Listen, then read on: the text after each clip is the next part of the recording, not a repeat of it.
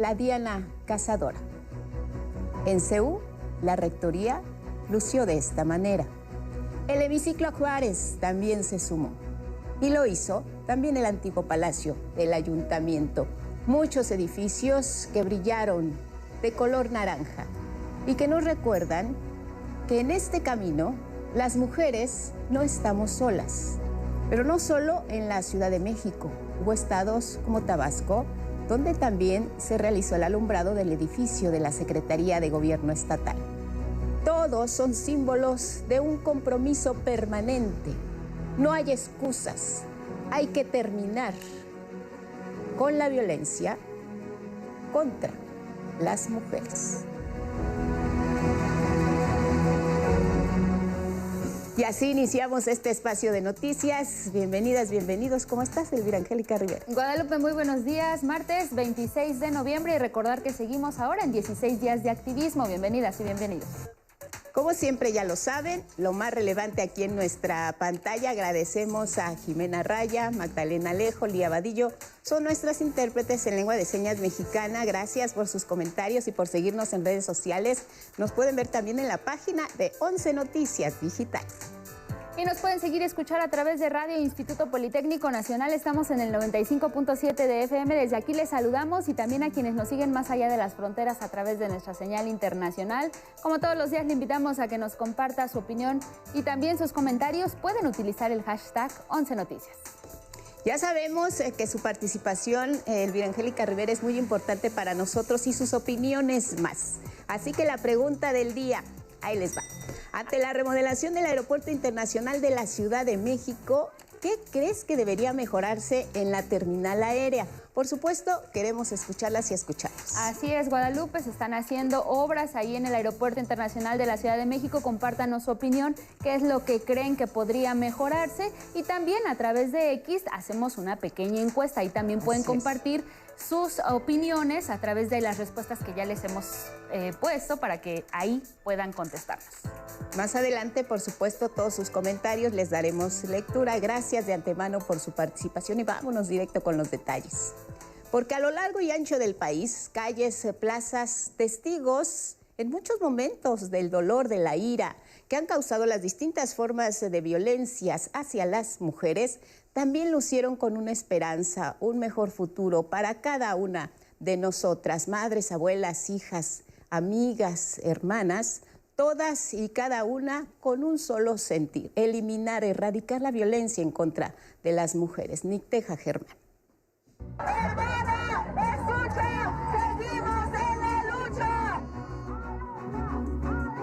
Hermana, escucha, seguimos en la lucha. Seguimos acá desde la dignidad, desde la digna rabia. Esa es la que nos mueve la memoria de todas las que nos hacen falta. Se roban a los hijos con ayuda de los jueces.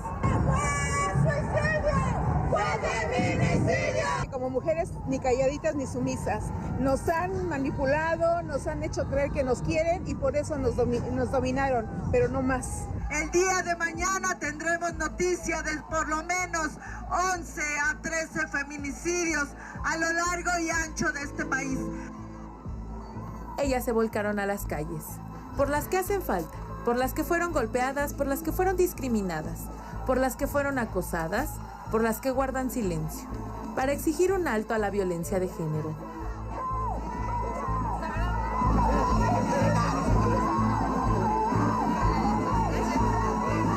Salieron a marchar en un país en el que 7 de cada 10 mujeres han sido víctimas de al menos un tipo de violencia. Gritaron las sobrevivientes de intento de feminicidio y las madres, cuyas hijas hoy no están. Hace 4 años el esposo de mi hija la asesinó y pues la verdad nos costó, luchamos mucho para que se le hiciera justicia. Como la señora Petra, madre de Susana Saraí, cuyo feminicida fue condenado a pasar 55 años en prisión. Le diría que la amo mucho y que quisiera que ella estuviera aquí conmigo. Protestaron por las que han enfrentado la violencia vicaria. Ya es un mes que no sé nada de mi hijo todavía yo le daba de mamar, lo alejaron de mí, mi hijo ha de pensar que lo abandoné, de no verme ya de un día a otro. Como Alexa, cuyo hijo, Elian Matías, de 1 año 10 meses, fue alejado por su papá. Estábamos intentando nuevamente formar una familia, pero pues ya no me sentía yo cómoda con él. ¿Por qué? Porque él es muy celoso, muy posesivo, me quería controlar.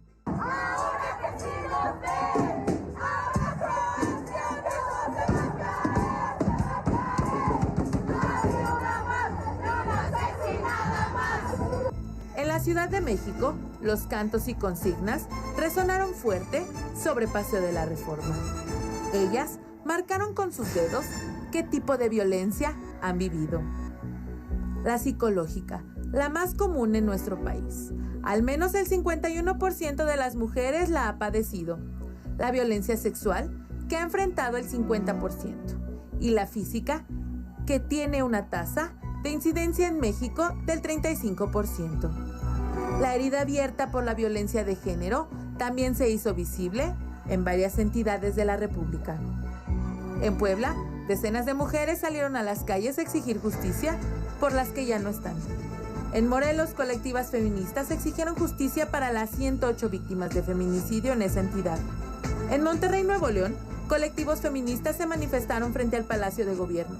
Colocaron mantas y pancartas donde exigieron acciones concretas para erradicar la violencia de género.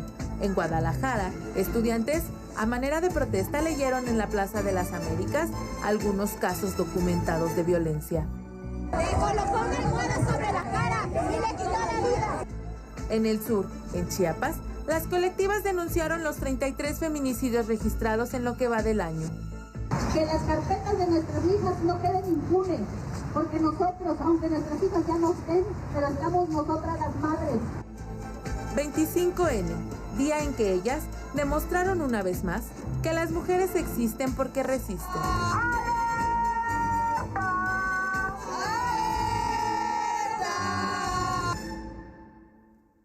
Particularmente este 2024 coincidimos en que es tiempo de mujeres, pero sin violencia. Por ello se está impulsando una campaña y aquí les contamos de qué se trata. Calladita te ves más bonita. No vas a poder tú sola. ¿Ya viste las fotos de tu vecina? Hay frases, costumbres y acciones que lastiman. No es normal, es violencia.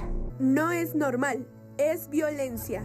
Esa es la consigna de la campaña nacional Es Tiempo de Mujeres sin Violencia, con la que el gobierno federal busca cambiar conductas violentas que enfrentan las mujeres y niñas día a día en distintos ámbitos de su vida. Conductas que parecen algo normal, como decirle a una mujer calladita te ves más bonita, pues son en realidad acciones violentas. O decirle a una mujer tú no puedes, a una niña, tú no puedes ser ingeniera, parece una costumbre, pues no es costumbre, es una forma de violencia, el no permitir que las niñas puedan cumplir sus sueños. Esta estrategia, detalló la próxima secretaria de las Mujeres, Citlali Hernández, forma parte de las acciones para garantizar la igualdad sustantiva. Son 10 los compromisos asumidos en esta campaña para erradicar violencias. 1. Coordinación permanente entre federación, estados y municipios. 2. Capacitación para servidoras públicos con perspectiva de género. 3. Garantizar que las mujeres en situación de violencia reciban atención en centros de justicia, refugios y demás instancias. 4. Acompañar, por supuesto, con presupuesto estatal también el esfuerzo que hace el Gobierno de México en materia de atención y prevención a las mujeres. 5. Realizar campañas contra la discriminación y violencias. 6. Cero tolerancia a la violencia hacia las mujeres en cualquier ámbito. 7. Llevar a cabo acciones integrales para que las mujeres y niñas vivan una vida libre de violencia. 8. Fortalecer los modelos de prevención de la violencia feminicida en cada entidad. 9. Prevenir las violencias desde espacios educativos. Y 10. La creación de fiscalías especializadas y abogadas de las mujeres que puedan atender frente a cualquier violencia. los dos grandes ejes para erradicar la violencia. Uno es la prevención y la otra es la cero impunidad. Frente a cualquier feminicidio, cero impunidad. Frente a la violencia sexual contra una mujer, cero impunidad. Es tiempo de mujeres sin violencia. Súmate y transforma. 11 Noticias, Karen Ballesteros. Y bueno, a propósito de este Día Internacional de la Eliminación de la Violencia contra las Mujeres, el Instituto Politécnico Nacional se sumó a la campaña, que es impulsada principalmente por la ONU. También la respalda el Gobierno de México, de 16 días de activismo en contra de la violencia de género. Tendrá como actividades una serie de conversatorios, una conferencia magistral, la inauguración de una sala de lactancia, conciertos contra la violencia, talleres de diversidad sexual, entre otras actividades. El director general del IPN, el doctor Arturo Reyes Sandoval, agregó que se debe educar para dejar de normalizar actitudes que dañan tanto a la sociedad. Esta campaña inició con la iluminación en color anaranjado, el portón histórico del IPN, que está ubicado en la sede del decanato, esto es en el casco de Santo Tomás. El naranja ha sido el color elegido por la ONU como símbolo de un futuro más brillante, como un elemento unificador de las actividades que hoy se despliegan alrededor del mundo y que se orientan a construir horizontes sociales libres de violencia. 3. Las actividades de esta campaña del Politécnico Nacional van a concluir el próximo 10 de diciembre, que es el Día Internacional de los Derechos Humanos.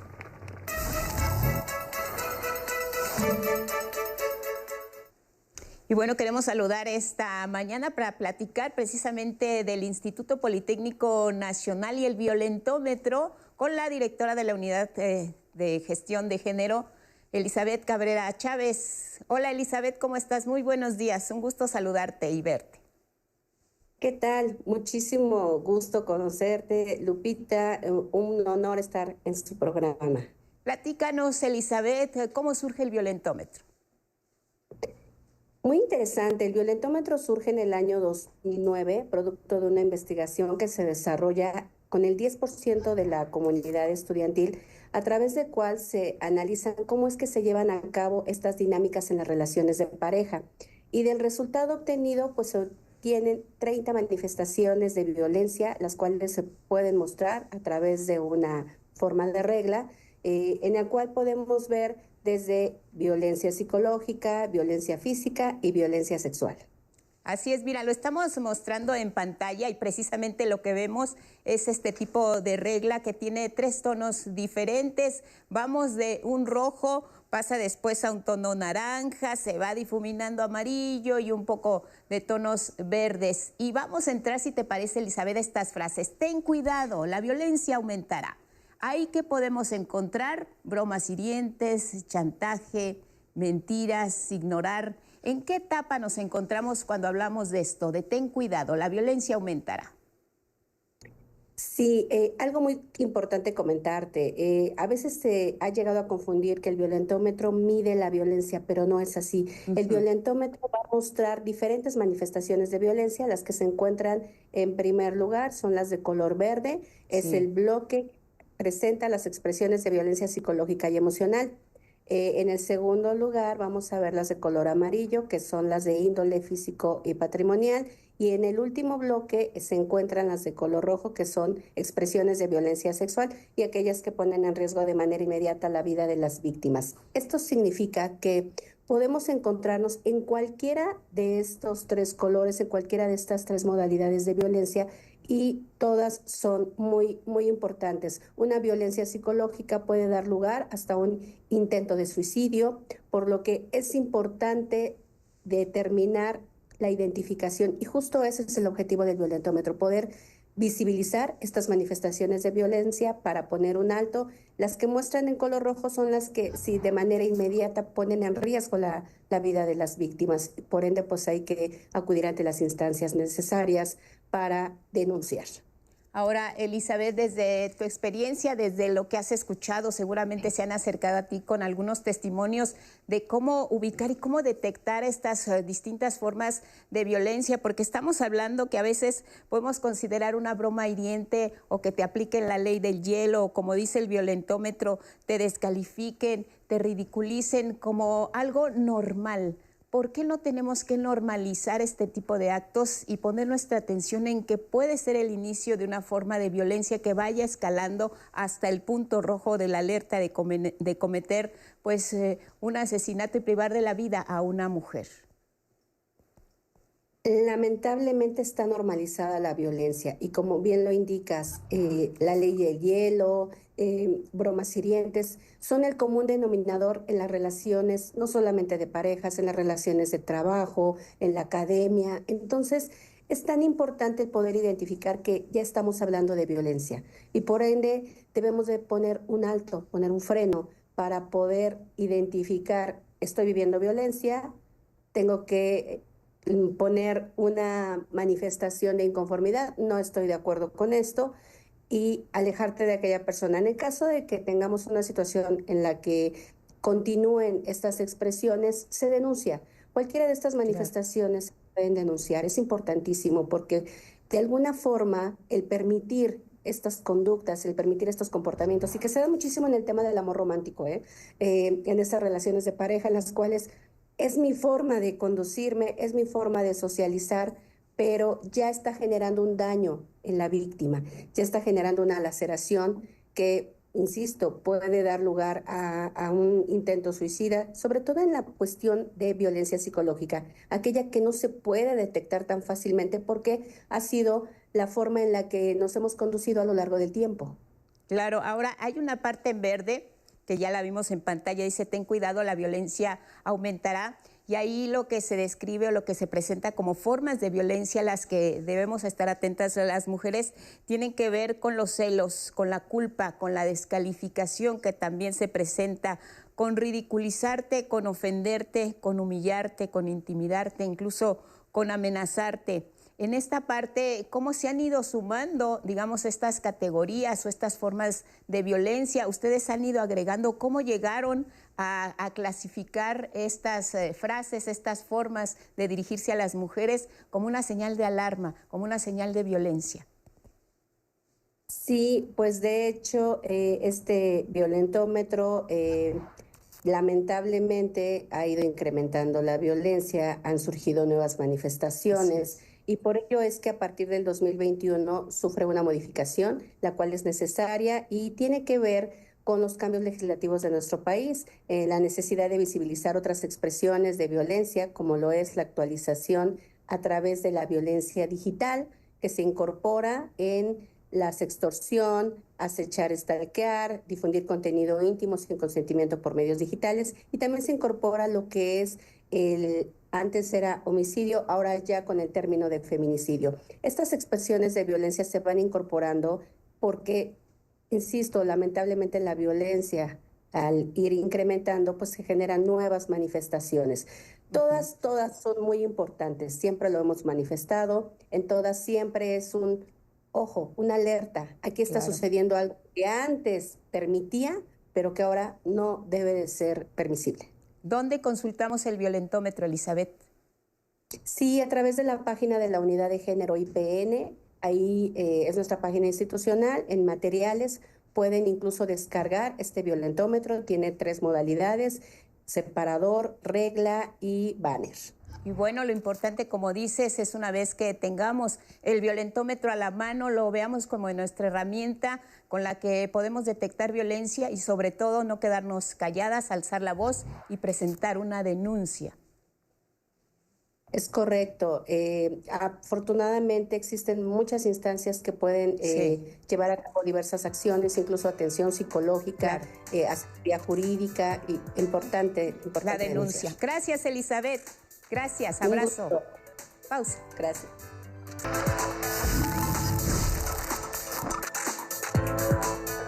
6:30, seguimos en 11 Noticias y bueno, también a propósito de este Día Internacional de la Eliminación de la Violencia contra las Mujeres, en el Estado de México, la interrupción del embarazo hasta las 12 semanas de gestación ya es legal. Incluso podrá realizarse en etapas más avanzadas en ciertos casos. El Estado de México despenalizó este lunes el aborto. Se convirtió en la entidad número 18 del país en donde la interrupción del embarazo es legal hasta las 12 semanas de gestación. Las modificaciones al Código Penal Estatal contemplan algunas del embarazo y habilitar estas prácticas no obliga a nadie a efectuarlas, pero sí salva proyectos de vida de mujeres que no desean ser madres en cierta etapa de su vida. También enfatizaron la urgencia de aprobar esta iniciativa en la entidad. Que actualmente las mujeres mexiquenses son las principales solicitantes de la interrupción legal del embarazo en la Ciudad de México. Este dato revela que en nuestro estado se le niega a las mujeres este derecho, obligándolas a buscar alternativas lejos de sus hogares. La reforma que despenaliza el aborto en el Estado de México fue aprobada en el Día Internacional de la Eliminación de la Violencia contra la Mujer, con la mayoría de los votos de Morena y aliados, 7 votos en contra del PAN y 3 abstenciones del PRI. Con información de Judith Hernández, 11 Noticias. Vámonos con otros asuntos. El presidente electo de Estados Unidos, Donald Trump, anunció que el 20 de enero, cuando tomará posesión, va a imponer de inmediato aranceles 25% a todos los productos mexicanos y canadienses que ingresen al mercado de su país, Estados Unidos. Esta medida se toma en respuesta a una caravana de migrantes que avanza por México y que está compuesta por miles de personas. Parece ser imparable en su búsqueda de atravesar nuestra frontera actualmente abierta, así lo escribió Donald Trump en sus redes sociales, y agregó: estará en vigor la medida de los aranceles hasta que las drogas, en particular fentanilo, y todos los extranjeros ilegales, dice Donald Trump, detengan esta invasión a nuestro país. Durante su campaña electoral, recordemos, Trump lanzó varias advertencias contra la migración irregular y la aplicación de aranceles. En medio de esto, la calificadora HR Ratings modifica la perspectiva de nuestro país. Lo ubica de estable a negativa. Al respecto, Hacienda afirma que esto es solo un ajuste precautorio.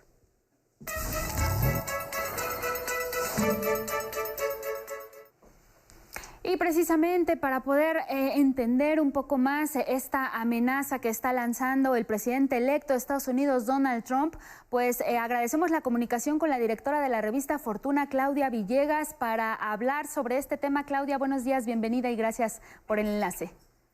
No, buenos días, gracias también por la comunicación. Pues hablar de esto específicamente, Claudia, está ahí la amenaza latente de Donald Trump, ya lo hace de manera pública y se espera que pueda hacer de forma reiterada. ¿Qué esperar de este anuncio? Ya vimos algunos movimientos incluso en el tipo de cambio, algunos efectos que ya pues se están observando y apenas es una amenaza. ¿Cómo lo ves?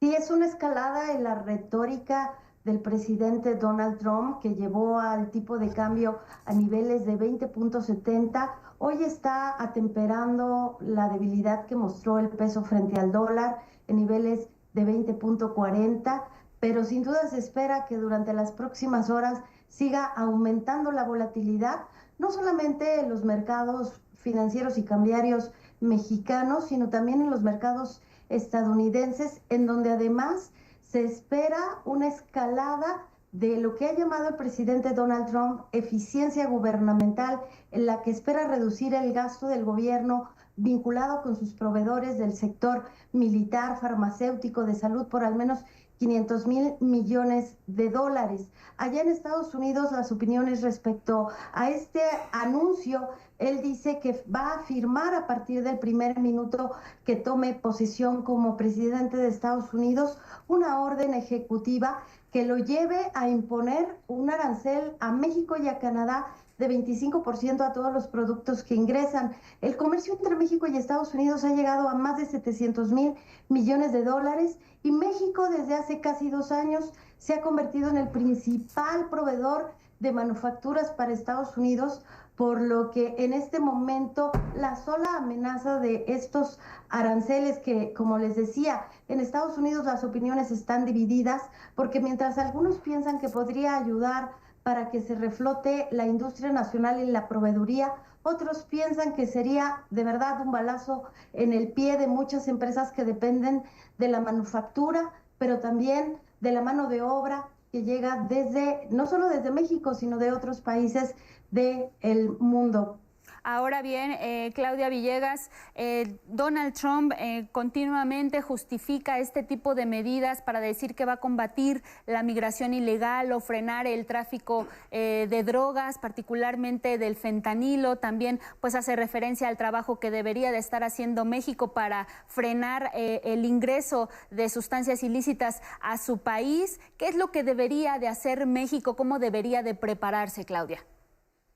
México debe tener sobre la mesa varios argumentos. Primero, que un arancel de 25% estaría violando el Tratado de Libre Comercio, que sigue vigente, que si bien se va a negociar en 2026, está vigente. Debería cerrar filas también con Canadá, que la sorpresa en esta escalada de la retórica fue incluir a Canadá, declarar que sus fronteras tampoco son seguras y que de alguna manera México tiene la legalidad de su parte. México también, como lo ha dicho el secretario de Economía, el ex canciller Marcelo Ebrard, que conoce cómo se negocia con el gobierno de Donald Trump, debería también poner sobre la mesa el impacto que tendría esta escalada de agresión en materia comercial contra México. Hay dos potestades que tiene Trump, la de firmar temas en materia de aranceles y firmar este tipo de resoluciones en materia migratoria. México debe aprender a negociar con Trump en el mismo nivel, que en este momento necesita cumplir su promesa de campaña. Sin embargo, hacer valer esta relación tan estrecha que México tiene con Estados Unidos y sobre todo que nos hemos convertido, como decía, gracias a la ley de chips, pero también gracias a la ley antiinflación y las leyes que siguen vigentes también para la relocalización de cadenas productivas en el principal exportador de productos manufacturados a Estados Unidos. Ya nos describías, Claudia, sobre cómo México es el principal socio comercial de Estados Unidos y Estados Unidos a su vez de México. ¿Esta sería una buena oportunidad para que México pudiera quizá pues emprender un tratado muy específico con Estados Unidos únicamente? Me parece que en este momento la relación entre México, Canadá y Estados Unidos es importante. Justin Trudeau, el responsable del gobierno de Canadá, ha dicho que le interesa que permanezca México, pero que también necesita resolver las quejas de sus entidades, de sus empresas, que piden que ante temas inflacionarios también se replantee la relación con México. México y Estados Unidos tienen una relación muy estrecha y en algún momento México fue quien apoyó que Canadá se incluyera en el TEMEC.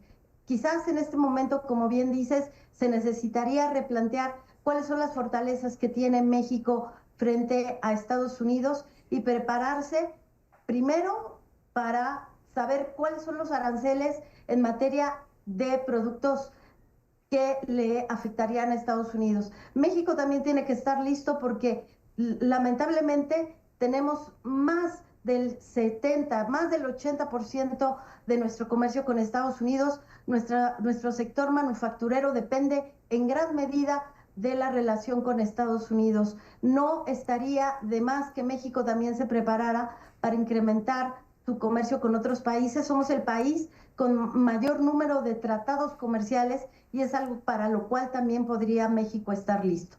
Pues estaremos pendiente, Claudia Villegas, directora de la revista Fortuna, sobre las decisiones que vengan pues a partir de este anuncio que hace el presidente electo de Estados Unidos, Donald Trump, y pues más adelante estaremos en contacto contigo para que nos puedas ayudar con este análisis sobre lo que está ocurriendo con Estados Unidos y México, incluso con Canadá, en este asunto comercial. Muchas gracias y buenos días.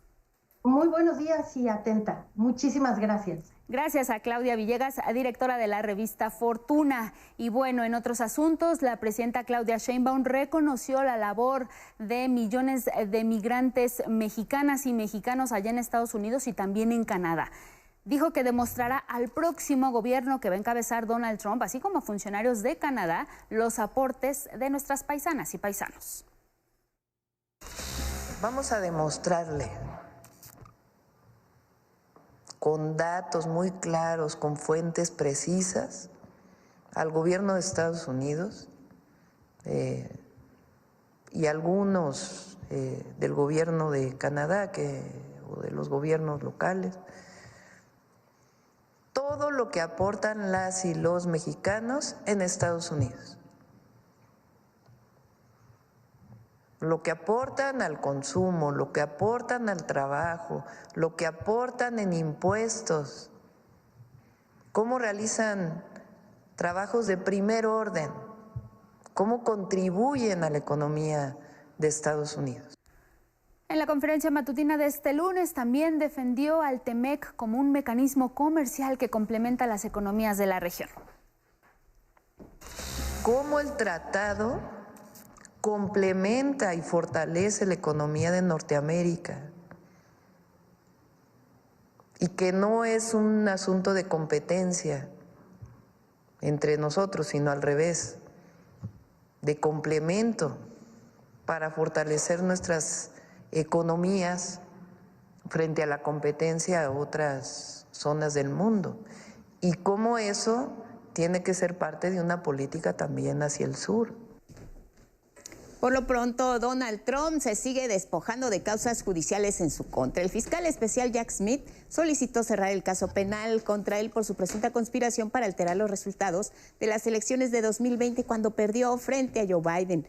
Smith justificó su solicitud sobre una política del Departamento de Justicia que establece que no se puede procesar a un presidente en funciones. Sin embargo, dejó abierta la posibilidad de que en el caso de que se reactive cuando termine el mandato de Trump en enero de 2029, esto puede ocurrir. La jueza Tanya Chutkan, a cargo del proceso, aceptó ya la petición del fiscal. La interpretación del presidente electo sobre la solicitud fue distinta.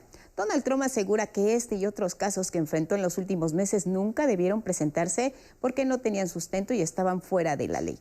En ese sentido, acusó a los demócratas de haber perdido $100 millones de los contribuyentes en la batalla judicial en su contra. Y hablando precisamente del nuevo inquilino de la Casa Blanca, finalmente concluyó ya el proceso de nombramientos de puestos de su próximo gabinete. Entran ahora en fase de aprobación en el Senado de mayoría republicana. Entre los ya oficialmente nombrados se encuentran Michael Waltz como asesor de Seguridad Nacional, Marco Rubio como secretario de Estado, Pete Hegseth como secretario de Defensa, Pat Bondi como fiscal general, y Trump nombró a personajes considerados duros, probados, sobre todo en este tema tan sensible, el tema migratorio. Thomas Homan será el zar fronterizo, Stephen Miller, subdirector de política de la Casa Blanca, los rostros, las personas que acompañarán a Donald Trump a partir del 20 de enero. Y bueno, en la Cámara de Diputados de nuestro país se espera que la Ley de Ingresos de la Federación para 2025 sea discutida este mismo martes. Es un presupuesto que, a decir de los propios legisladores y legisladoras de mayoría morenista, su principal fuente de recursos serán los impuestos. La Comisión de Hacienda de la Cámara de Diputados aprobó sin cambios la iniciativa de Ley de Ingresos de la Federación 2025, que prevé ingresos por 9.302.000 millones de pesos. La principal fuente de ingresos será la recaudación de impuestos, la cual ascenderá a 5.2 billones de pesos, un incremento de 2.8% respecto a 2024. La recaudación fiscal histórica, defendió Morena y aliados, no vendrá de cobrar más impuestos a los ciudadanos o de crear nuevos. Será una recaudación justa que empresas y empresarios que durante años evadieron o se les condonaban sus tributaciones, ahora sí paguen. Por ejemplo, en minería, se busca incrementar la tasa del derecho especial del 7.5 al 8.5%.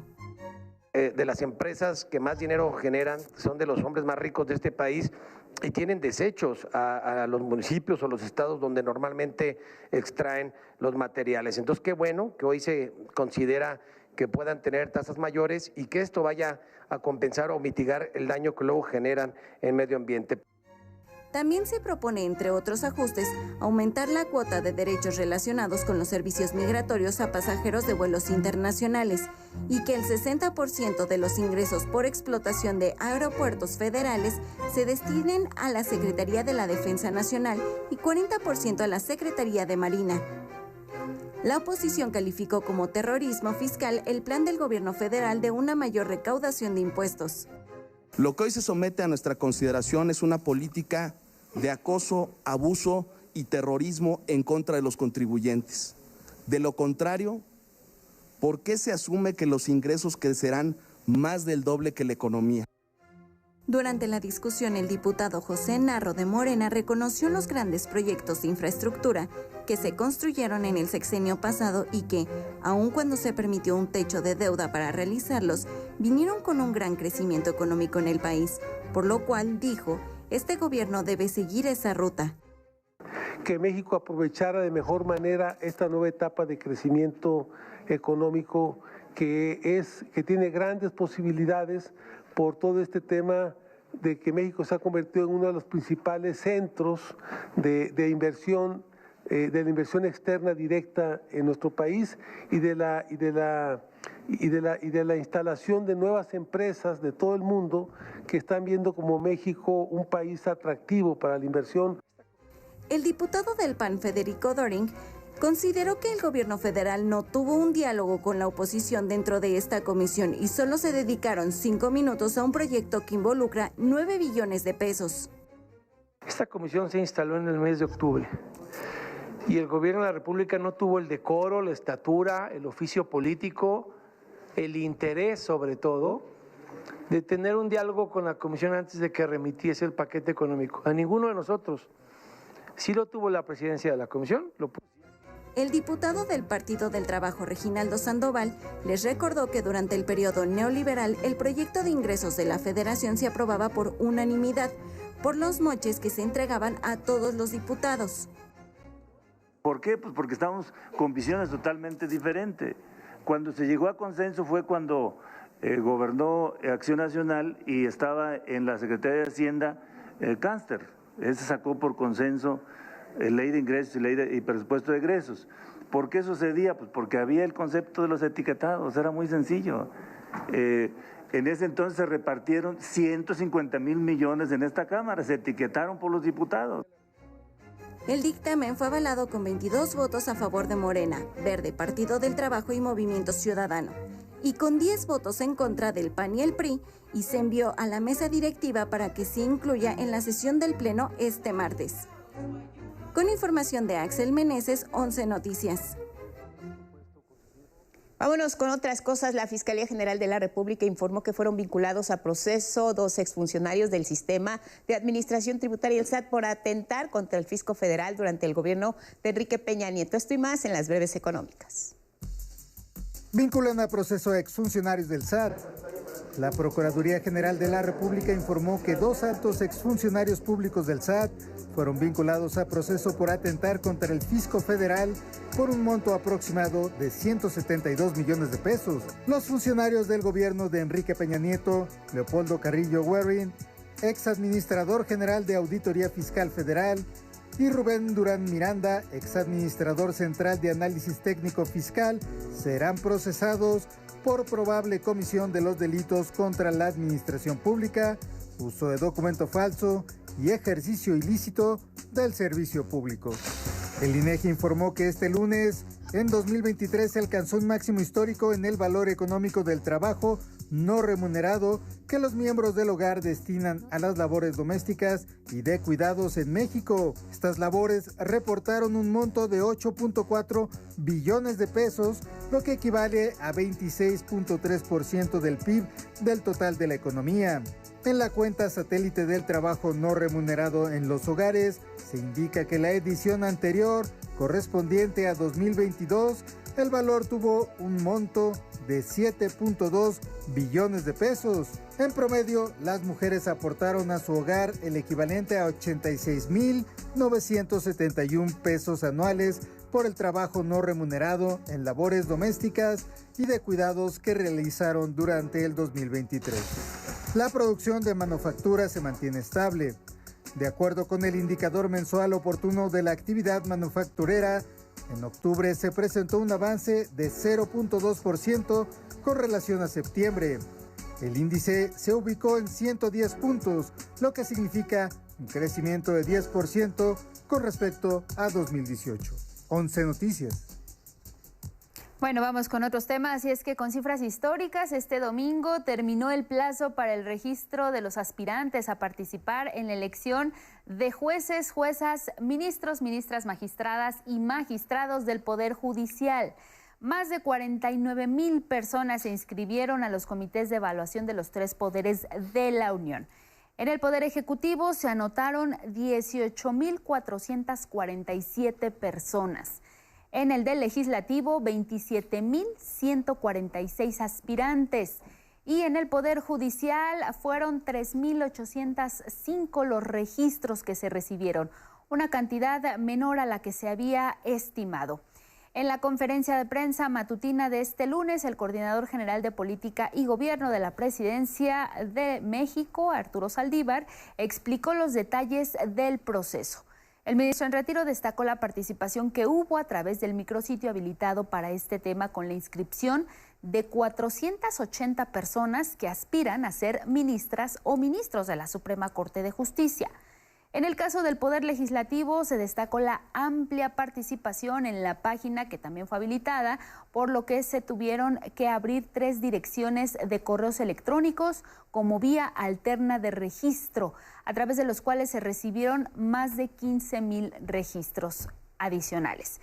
El Poder Judicial de la Federación reportó que de sus 3,805 registros, 103 personas buscan ser parte del Pleno de la Suprema Corte de Justicia, que estará integrada por 5 mujeres y 4 hombres, en total 9 ministras y ministros.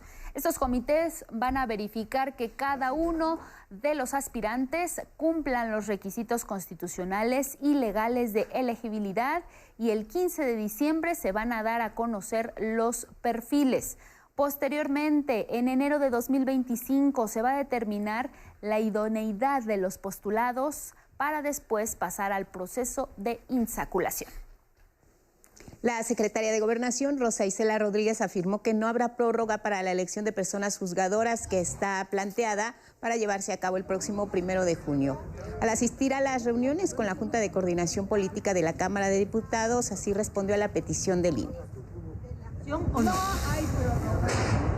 Ya va a responder el Senado y la Cámara de Diputados, pues ya se está llevando a cabo ya el proceso, ya inició. Hay condiciones para llevarla a cabo. Pero si hay...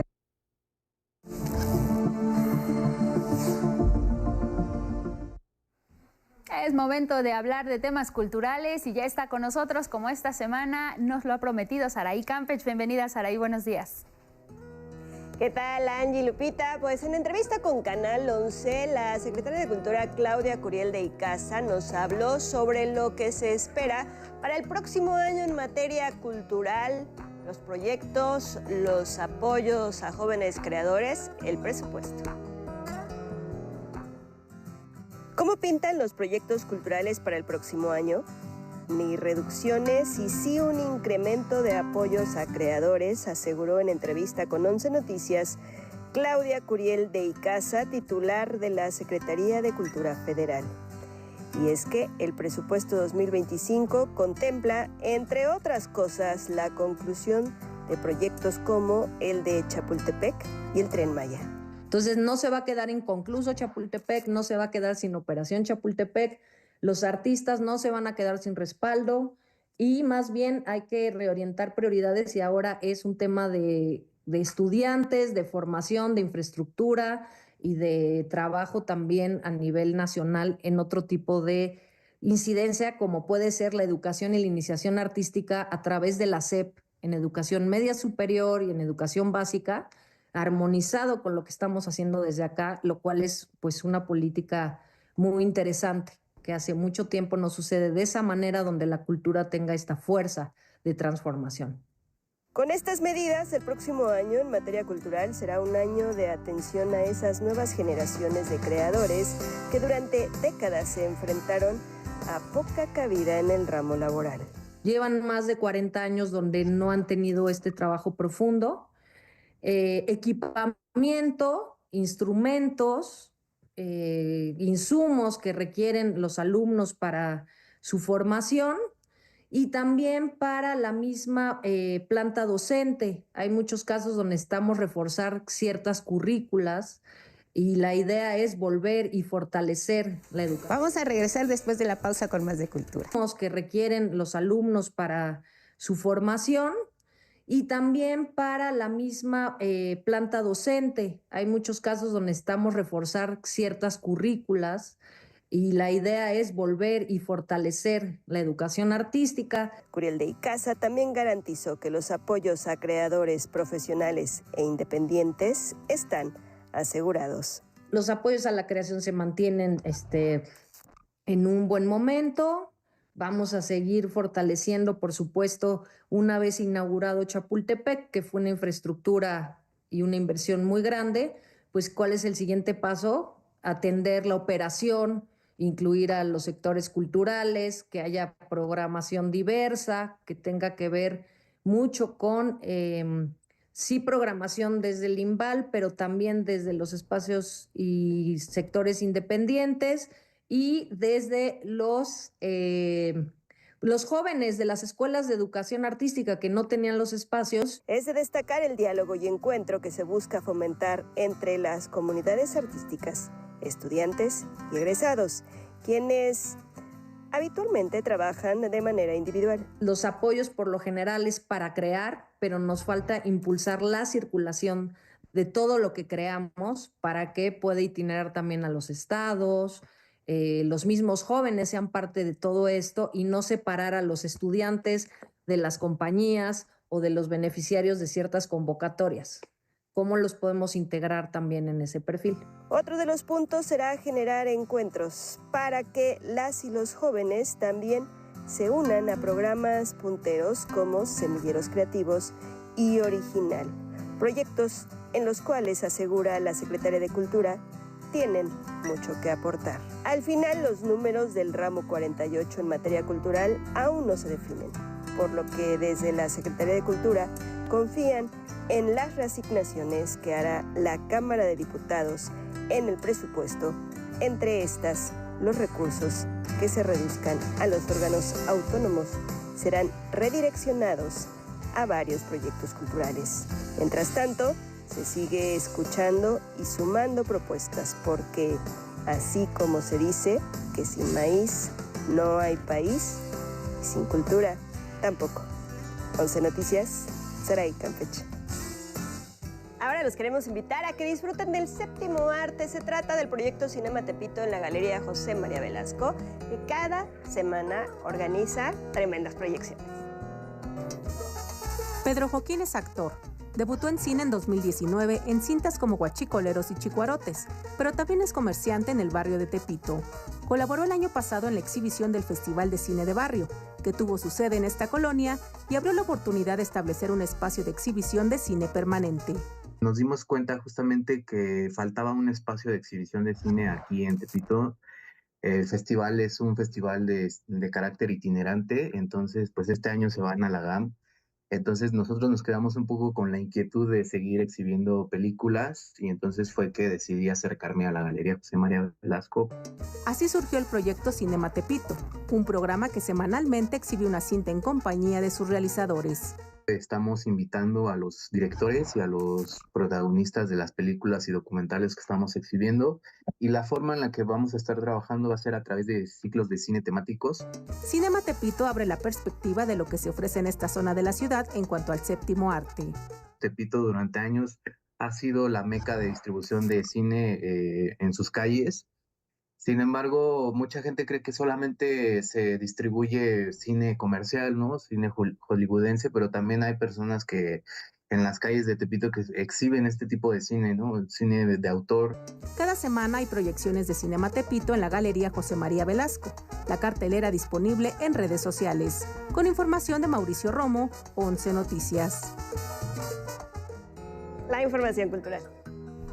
Muchas gracias, Saraí. Te vemos pronto. Y bueno, vámonos con otros temas, porque a casi 2 meses de su gobierno, la presidenta Claudia Sheinbaum mantiene un alto nivel de popularidad.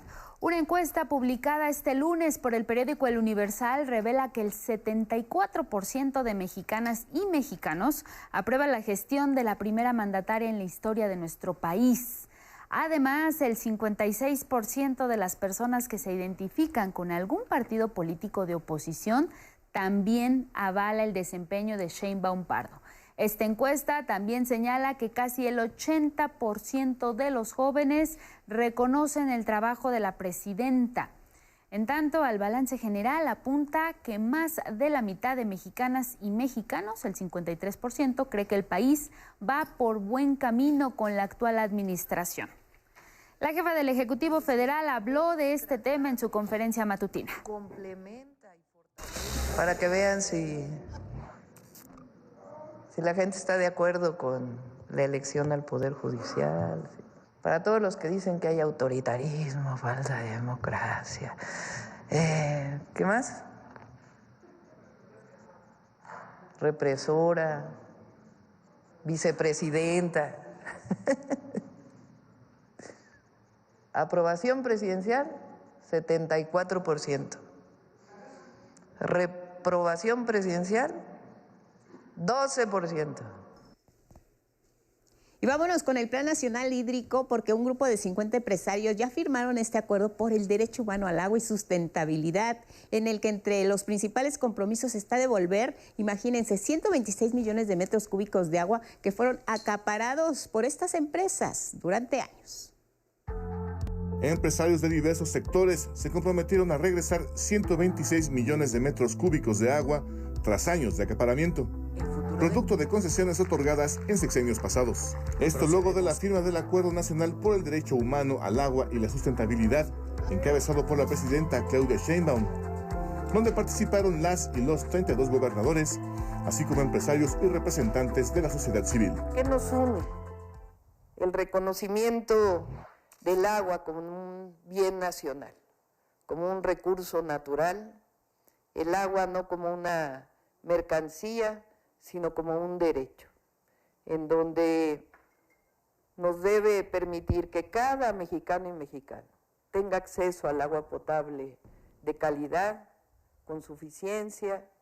Nos une que haya agua suficiente para la producción de alimentos, que haya agua suficiente para el desarrollo del país. El primero de los empresarios en levantar la mano fue Eduardo Tricio, presidente de Grupo Lala, quien anunció la devolución de 2 concesiones en Monterrey y una en la Ciudad de México, además de saldar una cuenta que tenía ese grupo empresarial con la Reserva Ambiental de Cuatro Ciénegas en Coahuila y destinar recursos para la protección de la cuenca del río Nazas y en el área natural protegida del Cañón de Fernández. Transmisión definitiva para la Reserva Ambiental de Cuatro Ciénegas en Coahuila, de un volumen de 1.9 millones de metros cúbicos, contribuyendo directamente a la conservación de este ecosistema vital. Recordemos, Grupo Lala ha sido señalado en los problemas que enfrenta esta reserva ambiental por sobreexplotación del acuífero y la pérdida de biodiversidad. Invertiremos también en Cuatro Ciénegas en la recuperación de al menos 600,000 metros cuadrados de humedales del área natural protegida, en estrecha coordinación con la Semarnat y con organizaciones expertas. Dicho acuerdo, que forma parte del Plan Nacional Hídrico, también contempla una inversión para el 2025 de 9,000 millones de pesos destinados al mejoramiento del riego agrícola, así como la devolución de millones de metros cúbicos de agua por parte de distritos y unidades de riego para consumo humano. Los distritos y unidades de riego que hoy nos acompañan, con la firma de este acuerdo se comprometen a la devolución de más de 2.800 millones de metros cúbicos. El titular de la Conagua destacó que el acuerdo, donde se contabilizan alrededor de 50 empresas, generó 10 compromisos, entre ellos garantizar el derecho humano de calidad y cantidad suficiente de agua, eficientar el uso de los procesos productivos de actividades industriales, pecuarias y agrícolas, invertir en infraestructura y revisión de concesiones. Asimismo, la estrategia propone un plan maestro por cada entidad de la República, de tal manera que los municipios, estados y el gobierno federal estén en coordinación. Y que los recursos, aunque sean pocos, los pongamos todos en el mismo plan, que involucre darle a las comunidades que no tienen agua el agua que requieren, que involucre el saneamiento de ríos, que involucre el mejoramiento de la distribución del agua en distintas ciudades, en distintos centros urbanos, que nos permita año con año ir mejorando la gestión del agua. El director de la Conagua refirió que parte importante de este acuerdo es la participación de las universidades, como la UNAM, el IPN, la UAM, el Tecnológico Nacional de México, los centros públicos de investigación y la Universidad Rosario Castellanos, ya que ponen a disposición los resultados en materia de cambio climático, así como la gestión, tratamiento y reuso de agua. Van a colaborar en el seguimiento y la evaluación del presente acuerdo a partir de la construcción de indicadores que nos van a permitir tener acciones más efectivas. Con información de Arturo Arellano Merlín, 11 Noticias. Y mire, esta mañana la mayor parte del país se encuentra en alerta por el frío. En algunos estados se espera que el termómetro marque hasta menos 15 grados Celsius y se pronostica que el ambiente gélido va a permanecer hasta el jueves 28 de noviembre. Esto con la entrada del Frente Frío número 11, que va a afectar principalmente a los estados de Coahuila, Chihuahua, Durango, Sonora y Zacatecas. En el centro del país, en el Estado de México, en Tlaxcala, en la Ciudad de México y en Querétaro, se esperan temperaturas de hasta menos 5 grados Celsius. Y será hasta el fin de semana cuando el frío dé un poco de tregua, así que abríguese bien.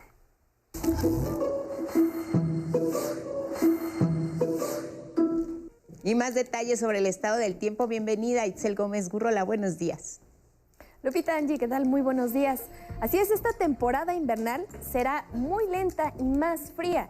En estos momentos nos encontramos con todos los efectos del Frente Frío número 11 y se pronostica aproximadamente 48 de estos sistemas invernales y 7 tormentas invernales, por lo que exhortamos a toda la población, en especial a las infancias y adultos mayores, a vestirse con varias capas de ropa y cubrir cabeza, nariz, boca e ingerir también alimentos ricos en vitamina C, así como beber abundantes líquidos, porque las bajas temperaturas han provocado heladas en varios estados del país.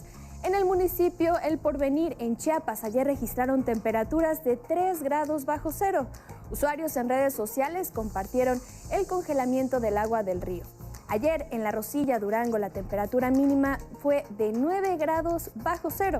En Jilotepec, en el Estado de México, de 7 grados bajo cero. Y en Sayaleta, en Veracruz, el termómetro descendió hasta los menos 6 grados Celsius.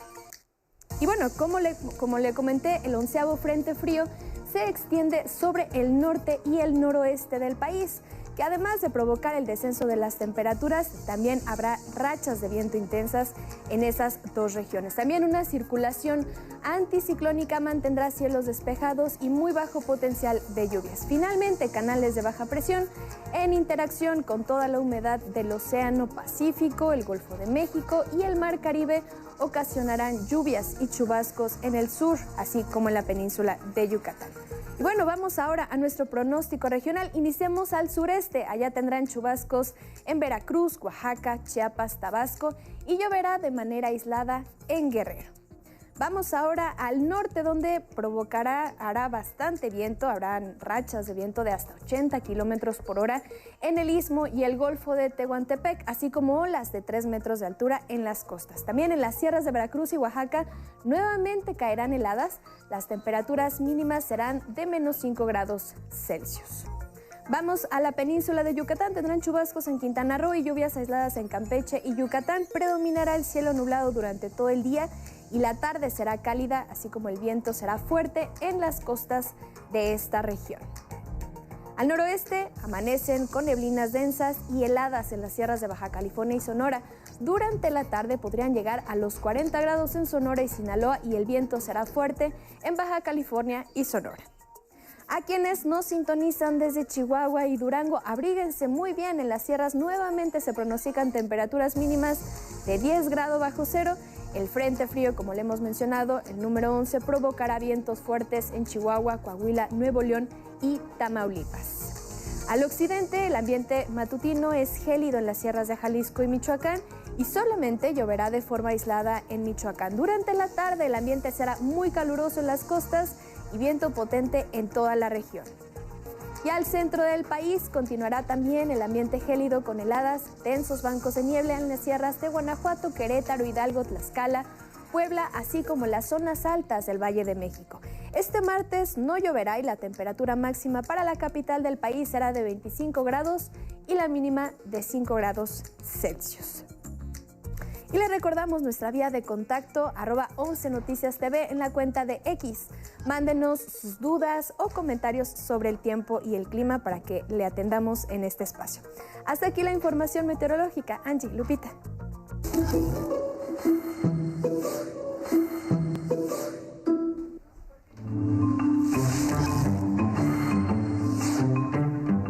Vámonos ahora con información del mundo, y es que la victoria de Yamandu Orsi en la segunda vuelta de las elecciones presidenciales allá en Uruguay representa, como ya le adelantábamos ayer, el regreso de la izquierda, y uno de los que se pronunció es precisamente el expresidente Pepe Mujica.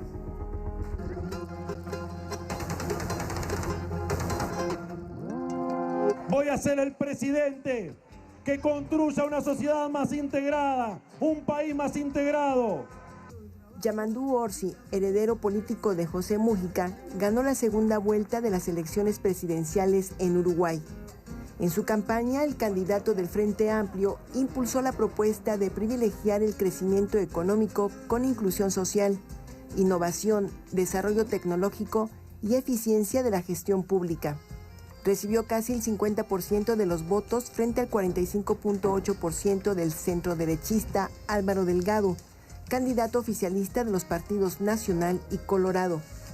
Miles de personas llenaron el malecón de Montevideo para escuchar al vencedor, un maestro de historia que fue 2 veces intendente de Canelones, el segundo departamento más popular del país después de la capital. Voy a ser el presidente que convoque una y otra vez al diálogo nacional para encontrar las mejores soluciones. Por supuesto con nuestros planteos, pero también escuchando muy bien lo que nos dicen los demás. El expresidente y figura histórica del Frente Amplio, José Pepe Mujica, se sumó a miles de personas que celebraron la victoria de Orsi, bailó y festejó. Cuando yo me muera no quiero llanto ni pena, prefiero que se me vele bailando una rica plena. Mujica, un referente internacional para la izquierda, votó por Orsi. Va a tener que tener capacidad de crear un clima que permita acercarse, negociar y intercambiar. Un clima como el teníamos en la época que estaba Chugarri de ministro, que no quiere decir que coincidiera, quería decir que nos respetábamos. Un día después de su triunfo, Yamandu Orsi visitó a Mujica. Es la primera reunión que realiza como ganador de la contienda. En la casa donde vive Mujica, en las afueras de Montevideo, hicieron un balance y hablaron sobre la perspectiva del futuro gobierno. Líderes del mundo felicitaron a Orsi, entre ellos la presidenta de México, Claudia Sheinbaum, quien ya tuvo su primera conversación telefónica con él. Felicidades al pueblo de Uruguay, felicidades al Frente Amplio. Pues el regreso del Frente Amplio Uruguay es una opción progresista, de justicia social, que se suma a lo que hay en América Latina. Entonces, muchas felicidades, estamos contentos. El presidente de Brasil, Luis Ignacio Lula da Silva, consideró este resultado como una victoria de América Latina y el Caribe. El gobierno de Argentina destacó la ejemplar jornada cívica que vivió Uruguay, y el presidente de Estados Unidos, Joe Biden, señaló que Uruguay está a la vanguardia de la democracia en América. Con información de Federico Campbell Peña, 11 Noticias.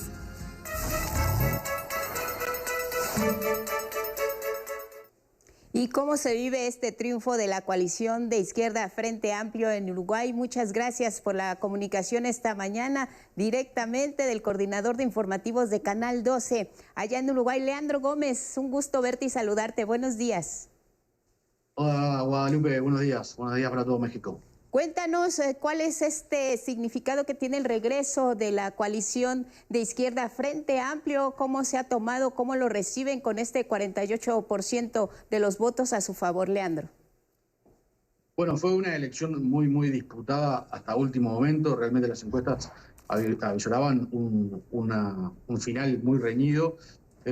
Al final, el Frente Amplio y Yamandu Orsi, su candidato, terminó sacando una ventaja de estos 4 puntos que muestra el escrutinio final, pero realmente fue una campaña muy disputada entre un candidato del oficialismo actual, Álvaro Delgado, que es de alguna manera el delfín político del actual presidente Luis Lacalle Pou, y Yamandu Orsi, quien finalmente gana y que es un hijo político de José Mujica, el expresidente José Mujica.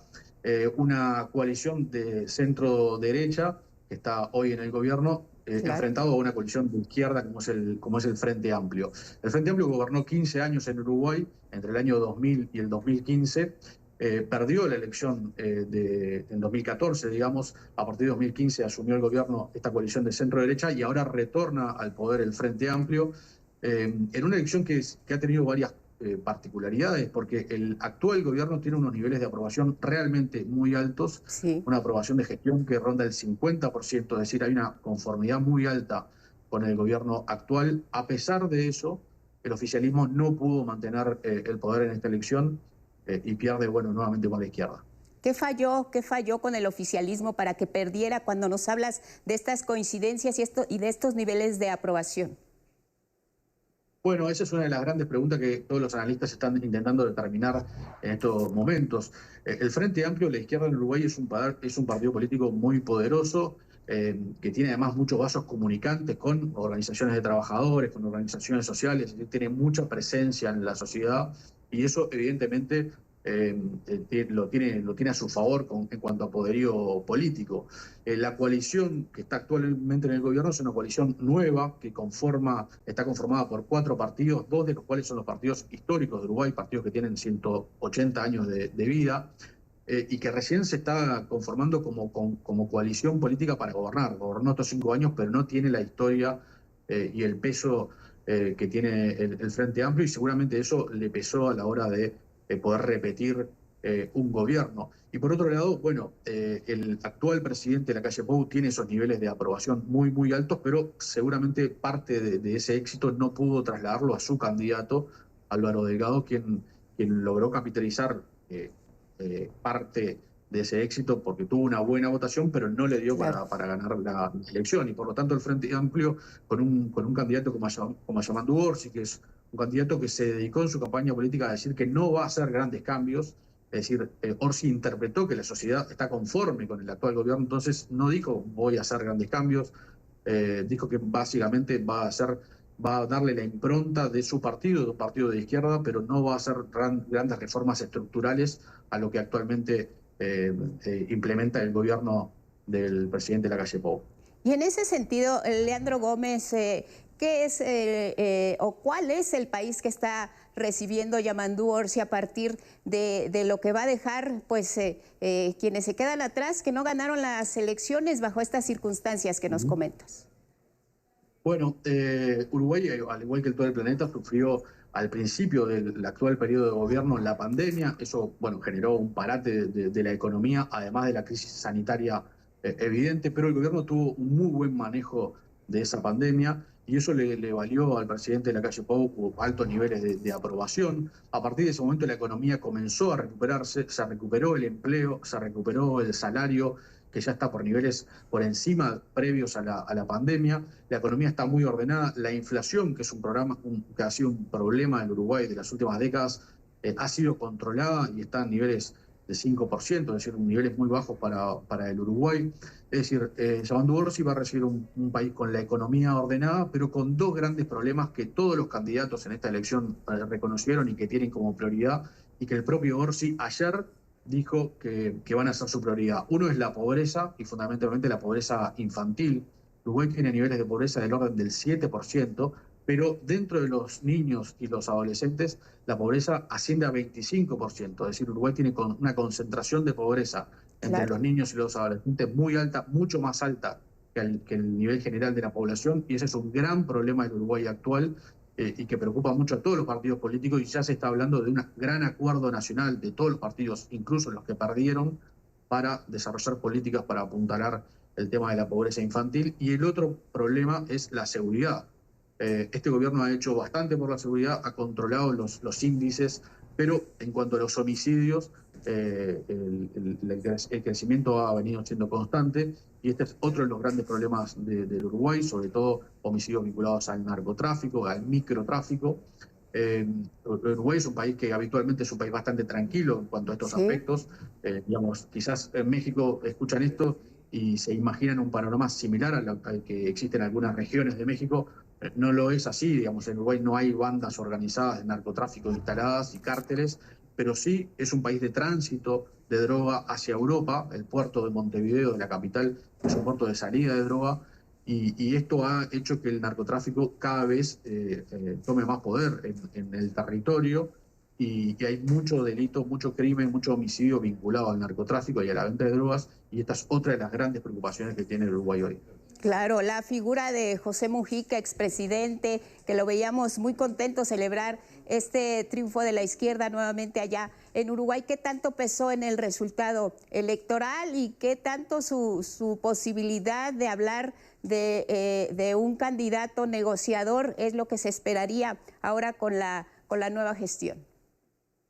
Bueno, Mujica es un líder político muy importante en Uruguay, es uno de los grandes políticos del siglo XXI en nuestro país. Está en el final de su vida, está enfermo de cáncer, ha sido tratado este año de cáncer, pero él mismo se ha ocupado de decir de que está en el final de su vida y que seguramente esta haya sido su última campaña electoral.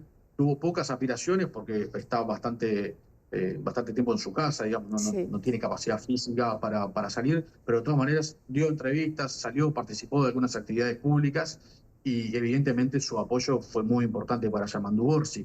Y sobre todo eso que tiene Orsi como característica, que es un hombre de diálogo, que históricamente ha sido un dirigente político de diálogo en Uruguay, reconocido en ese sentido, es un hombre de un tono muy calmo, y de alguna manera Mujica, en estas últimas semanas ha resaltado esa característica de Orsi, intentando que el electorado visualizara en Orsi como eso, digamos, un país de Uruguay que está dividido en dos grandes mitades políticas, que entendiera el electorado que con Orsi iban a tener un presidente de diálogo también con la mitad perdedora, que finalmente es lo que ha sucedido. Digamos, ha sido una elección que ha mostrado un electorado dividido en dos mitades. Claro, un diálogo que le alcanzará para platicar con Milei de Argentina, un diálogo con el que se encuentra en una buena sintonía, por ejemplo, con Brasil, con Colombia, con Chile. ¿Qué va a pasar con el resto de los países vecinos de Uruguay? ¿Cómo ves la relación que viene?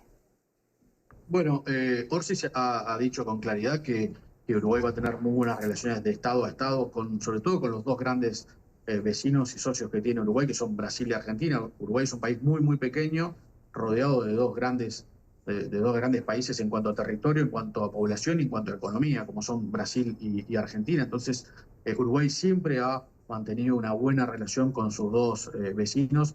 Evidentemente, Orsi tiene una cercanía con Lula da Silva muy importante, histórica, del Frente Amplio de Uruguay con el Partido de los Trabajadores de Brasil, de Lula da Silva con el propio Mujica. Es decir, allí los vasos comunicantes van a ser permanentes.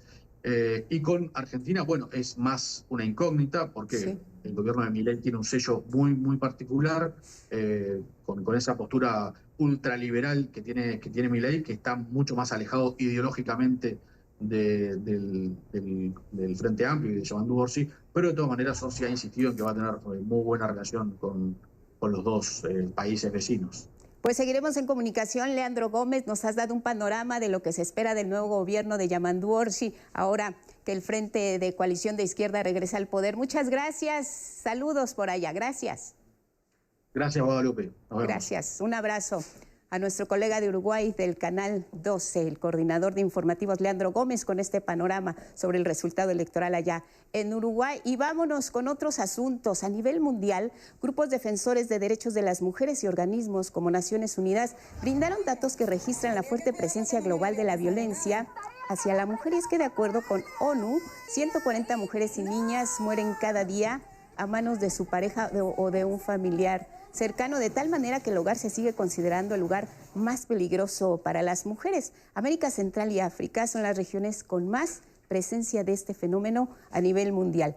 Entre los países con mayores tasas de feminicidio está Honduras, tiene 7.2 casos por cada 100.000 mujeres, le siguen República Dominicana y Brasil. Asimismo, denunciamos la violencia contra las mujeres, que según el Observatorio de la organización Las Catrachas, del 2022 al 2024 se registraron 903 femicidios. De la comunidad LGBT se registran 52 asesinatos, de los cuales 26 fueron lesbianas, 26 trans y 2 desaparecidas. Y es que la violencia no solo se expresa a través del maltrato físico o el abuso sexual, ya que la mujer y la niñez son también sectores sociales más afectados entre poblaciones de por sí vulnerables frente al cambio climático, crisis económicas o incluso conflictos armados. Antes de la guerra solía vender leche y yogur y la fábrica me quitaba la leche. Ahora no tengo más ingresos que el burro y el carro. Todo lo demás desapareció, fue destruido en la guerra. Incluso mi casa desapareció, fue demolida. Estuve en un desastre de los primeros días de la guerra, así que no pienso en nada, solo pienso en la paz. Paz, paz y paz. Tengo miedo, estoy temblando. Estás hablando ahora, ya estoy temblando. Todavía no me recupero de los primeros días de febrero del 2022. Bueno, y vamos a retomar asuntos políticos como la victoria del izquierdista Yamandu Orsi allá en Uruguay, y es que a partir de ello se establece un nuevo equilibrio en el mapa político en América Latina. Ahora el bloque de gobiernos progresistas se integra por México, Uruguay, Honduras, Nicaragua, Cuba, Colombia, Bolivia, Chile, Venezuela y Brasil. Ahí usted los puede ver, si nos está siguiendo a través de la señal en televisión, los puede ver en color anaranjado. Estos gobiernos comparten la prioridad de atención en las políticas sociales. En el otro lado, el bloque de gobiernos llamados de derecha está formado por Argentina, Paraguay, Ecuador, Perú, El Salvador y Panamá. Los puede ver iluminados en color verde. Y de América Latina nos vamos hasta Medio Oriente, y es que han surgido señales de un eventual acuerdo de alto el fuego entre Israel y el grupo Hezbollah en las próximas horas. A pesar de ello, el ejército de Israel mantiene los ataques contra la población civil de Líbano y de Gaza. En las últimas horas, Líbano ha sufrido intensos bombardeos sin que hubiera aviso previo a la población para poder evacuar las zonas atacadas.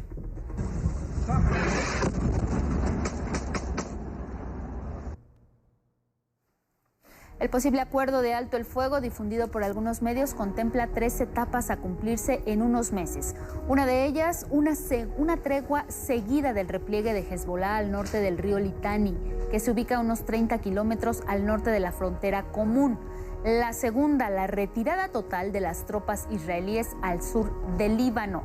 La tercera, negociaciones entre Israel y Líbano para delimitar su frontera, que actualmente es una línea divisoria fijada por la Organización de las Naciones Unidas tras la guerra en 2006. Y es que el fin de semana el grupo Hezbollah lanzó ataques con 340 drones y misiles contra la base naval de Asdod, al sur de Israel, y un objetivo militar en Tel Aviv. La gran mayoría fueron interceptados por la cúpula de hierro, pero se informa de 11 personas heridas. Y en las últimas 24 horas, ya le adelantábamos también ayer, Israel asesinó a 100 personas al bombardear Beirut y el sureste del Líbano. En tanto, las personas desplazadas en la Franja de Gaza enfrentan bombardeos que se suman a las tormentas invernales que ya dañaron cerca de 10.000 tiendas de campaña donde se albergan personas de origen palestino. Y ahora, como parte de nuestro noticiario, nos enlazamos hasta Palacio Nacional. Como los pterodáctilos o los tiranosaurios rex. Si lo apreciamos primero con nuestros ojos y esperamos a que lo asimile nuestro cerebro también, porque es una especie de viaje con explicaciones, paneles, etiquetas, en los cuales se brindan datos sobre cada una de las especies presentes. Por ejemplo, cómo era su modo de vida y la importancia que tenían para el ecosistema. Hay anécdotas. Vine con mis hijos y el hecho de tener identificadores un tanto explicativos realmente nos permite acceder a nuevos datos, cosas que no sabíamos de hecho. También se aprecia un verdadero interés científico, entonces es súper interesante. La muestra se ideó así para contar con un nuevo paseo nocturno parisino que ayude a valorar el planeta y se sume a la recreación de las fiestas de fin de año. Con información de Rafael Guadarrama, 11 Noticias. Y esto fue todo en la información de Ciencia y Tecnología para hoy. Que pase usted un buen día. Breve, conciso y macizo. Carlos Guevara Casas, gracias. Hasta mañana. La información deportiva. ¿Cómo estás? Bienvenido, Gabriel Sainz.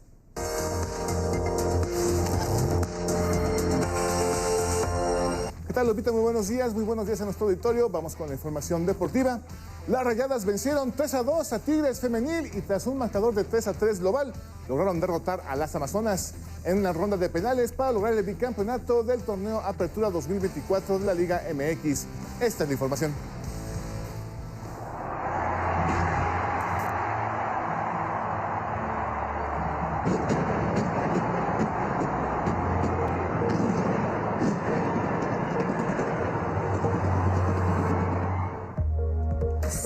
Las Rayadas del Monterrey son bicampeonas de la Liga MX femenil, luego de remontar el juego de vuelta de la final de la Apertura 2024 y vencer en una dramática tanda de penales a Tigres. Hoy fueron momentos difíciles donde tenías que sacar todas las herramientas. También tengo detrás muchos líderes que soportaron este barco. Si bien reponerte de un 3-0 ante el rival que sabemos que tiene mucha calidad no era fácil, pero se habló en el vestidor, nos comprometimos y sacamos esto, y los penales también hablan de la madurez que tenemos. Agradecida siempre por poder levantar un título más, porque por lo que sabe este título contra el rival también, y nada, muy feliz, muy contenta. Fue una sexta final regia, digna de un campeonato, donde Rayadas y Tigres nos regalaron un juego para la historia. Las Amazonas llegaron al duelo de vuelta con la ventaja de 1-0 y tal como lo hicieron en el juego de ida, salieron a dominar. En el minuto 41 abrieron el marcador, gracias a Jacqueline Ovalle, quien con un zurdazo cruzado marcó el 1-0 y puso la pizarra global 2-0. 3 minutos después, al 44, apareció Ana Díaz para rematar y marcar el segundo para irse al descanso con el 3-0 global. Cuando parecía que el campeonato estaba definido, para la segunda mitad las cosas cambiaron. Las Rayadas, motivadas por su gente, revivieron y demostraron por qué fueron líderes del torneo. Al minuto 51, Ana Sánchez comenzó el camino a la remontada. Lo hizo con un remate de cabeza para marcar el primero. El segundo llegó con un remate de Lucía García. Pero cuando parecía que llegaría el tercero que empataría el global, en el 80 Tigres apareció de nuevo, con Ovalle que desde los 11 pasos estuvo cerca de marcar el tercero para Tigres, pero su remate lo falló dándole vida a las Rayadas. Fue en el último minuto cuando apareció la estrella y heroína Katy Martínez para marcar el tercero y mandar la final a la tanda de penales, donde Monterrey se llevó la victoria 4-3 que le dio su cuarto título de liga y el sexto para Katy Martínez, quien se convierte en la primera futbolista en lograr coronarse con 3 equipos diferentes. Un juego digno de una gran final. Tanda de penales cardíaca, así es como se vivió la gran final de la Liga MX Femenil Apertura 2024, donde Monterrey se convierte en bicampeón, el segundo equipo en conseguirlo. Desde Monterrey, Nuevo León, con las imágenes de mi compañero Eduardo Casanova, 11 Noticias, Vianey Zárate. Y en el fútbol varonil ya quedaron definidas las fechas y horarios de los cuartos de final de la Liga MX varonil. Será el miércoles 27 de noviembre cuando se jueguen los juegos de ida entre los Xolos y Cruz Azul, así como el duelo entre América y Tigres. Y el jueves 28 de noviembre, Atlético San Luis contra Tigres y Monterrey frente a Pumas. Los juegos de vuelta se realizarán el sábado 30 de noviembre y el domingo 1 de diciembre. Y después de 29 años de carrera deportiva, Nuria Diosdado anunció de manera oficial su retiro del alto rendimiento, diciendo adiós a la natación artística, donde por 19 años fue seleccionada nacional, cumpliendo en 4 Juegos Olímpicos, siendo París los últimos donde marcó historia al competir en la modalidad por equipos, algo que no ocurría desde hace 28 años. Además logró entre sus palmares 2 medallas de oro y 2 de plata en Juegos Panamericanos. Cierro de la manera más extraordinaria, con 4 Juegos Olímpicos y con el sueño de muchas. Clasificar y participar como equipo después de 28 años en un escenario olímpico. Y hasta aquí la información deportiva. Aquí, buenos días. Muchas gracias, Gabriel Sainz, y felicidades a Nuria Diosdado por estos 19 años de carrera artística. Y vámonos con otros temas. El gobierno de la Ciudad de México lanzó el programa para erradicar la violencia de género y, entre otras cosas, habrá 0 tolerancia para cualquier tipo de agresiones en contra de las mujeres. La jefa de gobierno, Clara Brugada, presentó el programa Siempre Vivas, Libres, Poderosas e Iguales para combatir la violencia de género en la Ciudad de México. Afirmó que habrá 0 tolerancia a feminicidios y agresiones hacia las mujeres. No vamos a naturalizar la violencia hacia las mujeres ni los feminicidios. Nada justifica los feminicidios y todo para lograr la impunidad y para lograr una vida libre de violencia. Y a las mujeres de esta Ciudad de México les digo, no están solas. A la violencia y al patriarcado lo vamos a tirar. El plan consta de 25 líneas de acción, entre las que destaca la creación de la Consejería Jurídica Social de las Mujeres, la creación de 100 casas siempre vivas en las utopías capitalinas para la atención de casos y el despliegue del programa Detrás de la Puerta se esconde la violencia, para combatir cerca del 80% de los delitos de género. El 80% de los casos de violencia de género ocurren en los hogares o en lugares cerrados. Uno pensaría que el lugar más seguro para las mujeres es su casa, y no es así. También se pondrá en marcha una estrategia contra el acoso sexual en el transporte público y en las escuelas públicas se distribuirá el libro Ni rosa ni azul, puede ser quien quieras tú, para erradicar la desigualdad desde la infancia. La jefa de gobierno informó que a partir de este lunes entrará en vigor el protocolo contra el acoso y el hostigamiento sexual en la administración pública y será obligatorio certificarse en perspectiva de género para ostentar un cargo público. Que va a ser requisito para ser parte de gobierno, desde el nivel más bajo hasta el más alto, tomar conciencia sobre el tema. Con imágenes de Christopher Arismendi, 11 Noticias, Gabriela Jiménez. Vámonos con el resumen de lo ocurrido en las últimas horas. La presidenta Claudia Sheinbaum informó que enviará una carta al presidente electo de Estados Unidos, Donald Trump, en respuesta al anuncio que realizó sobre incrementar los aranceles desde su primer día de gestión. Entre los temas que menciona está migración, tráfico ilegal de armas que ingresan de Estados Unidos a México y tráfico de fentanilo. Presidente Trump, no es con amenazas ni con aranceles como se va a atender el fenómeno migratorio ni el consumo de drogas en Estados Unidos. Se requiere de cooperación y entendimiento recíproco a estos grandes desafíos. A un arancel vendrá otro en respuesta, y así hasta que pongamos en riesgo empresas comunes. Considero que el diálogo es el mejor camino para el entendimiento, la paz y la prosperidad de nuestras naciones. Espero que nuestros equipos puedan encontrarse pronto. Fueron vinculados a proceso y se les ordenó prisión preventiva justificada a los 7 funcionarios de diversos municipios del Estado de México que fueron detenidos durante la operación Enjambre. Son señalados de delitos como homicidio calificado, secuestro con fines de extorsión y robo, así como de extorsión simple. El Estado de México se convierte en la entidad número 18 del país que permite la interrupción legal del embarazo hasta las 12 semanas. Las modificaciones al Código Penal Estatal también contemplan algunas causales que permitirán el aborto aun cuando la gestación esté avanzada. En Francia, la Fiscalía solicitó la pena máxima de 20 años de prisión contra Dominique Pelicot, esposo de Gisèle Pelicot. Esta persona drogó y permitió que 50 hombres abusaran de Gisèle. Precisamente el resto de los acusados también enfrentan hasta 20 años de prisión por violación agravada. Será el próximo 13 de diciembre cuando se presenten los alegatos finales y se prevé que el veredicto se dé a conocer el 20 de ese mismo mes.